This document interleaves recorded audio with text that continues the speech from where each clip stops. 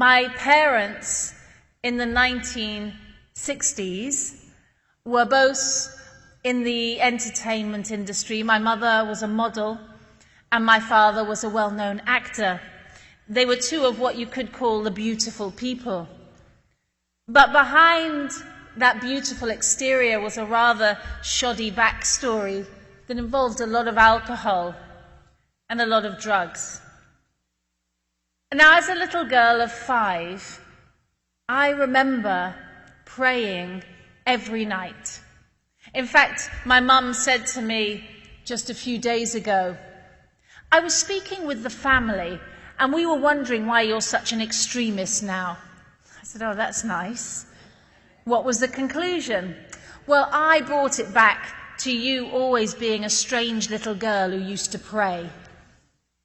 She's partly right. I'm not an extremist, inshaAllah, but I did used to pray. And I remember being 5 years old and my grandmother taught me the Lord's Prayer. Now, the Lord's Prayer is a Christian prayer.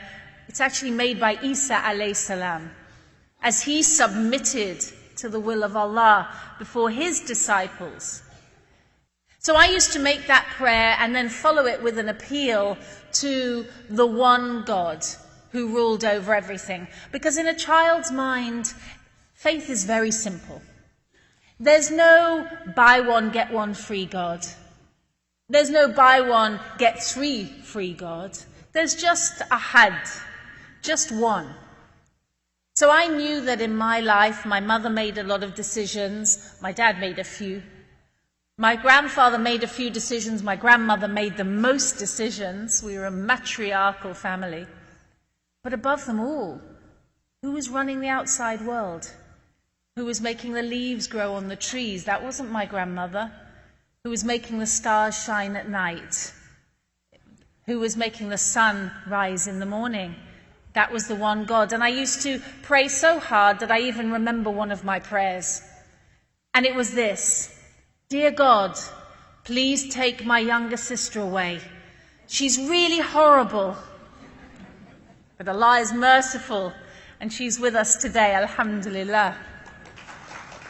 But I knew who to appeal to, and that carried me through my whole childhood. That absolute knowledge, that certainty that God was out there.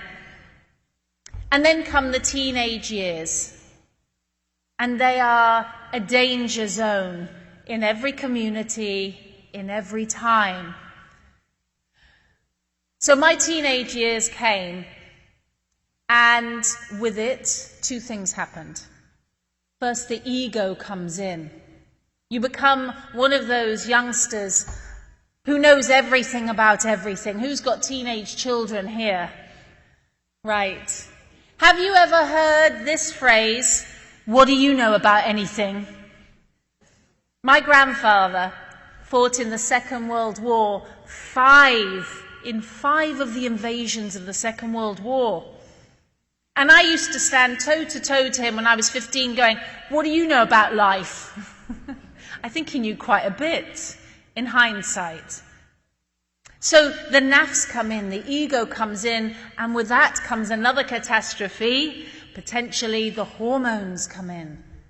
What a mess we get ourselves into. But if you add into my teenage years the fact that my friend's mum was giving us drugs, got kind of a toxic mix. I tried to hold on to my prayer, I did.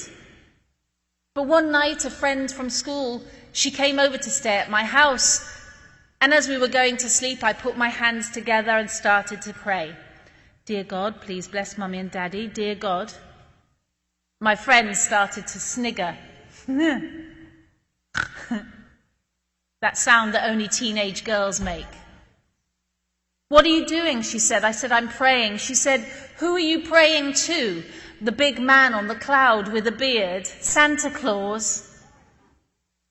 Children are very practical. I tried to have an image of my head of what God looked like. If he was a man like my dad made mistakes. Did that mean God, the Father, could make mistakes? And actually, if God was on a cloud, why couldn't I see him on a rainy day? My faith began to melt away. How hard it is to hold on to that rope of Iman, the rope that Allah subhanahu wa ta'ala tells us ties us, that belief ties us to Him and to safety. My hands started to slide off.